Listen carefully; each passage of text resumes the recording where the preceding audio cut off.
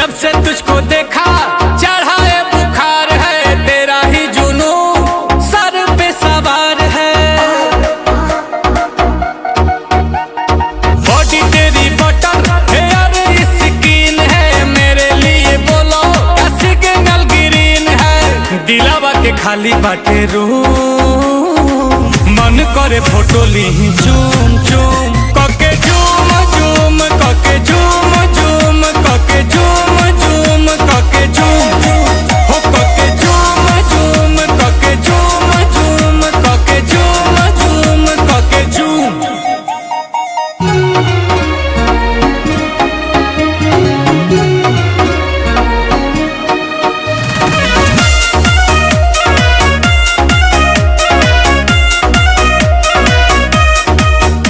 वो मीठी मीठी बातें गजब की मुलाकातें, वो याद आती है रात जाने जा।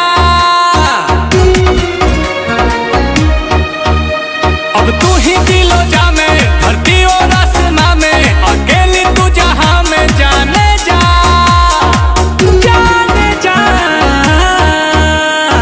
आंखों में तेरे जादू, कहो तो सितारे तोड़ ला तू।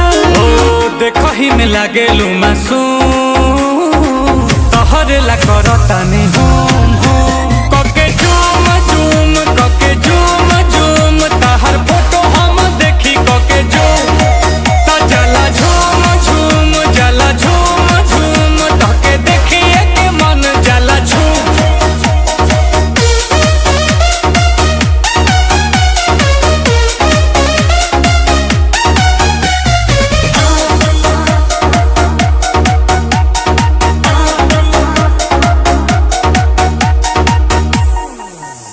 तू ही मेरी कहानी, तुझ में ही जिंदगानी, इस प्यासे की हो पानी जाने जा।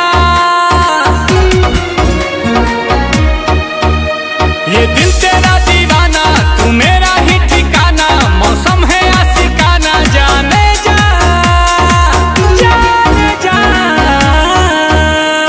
सांसों में तू बसी है, लबों पे मेरे तू ही हंसी है। गुची के लगा के परफ्यूम, फिगर ब्लास्ट करे बूम।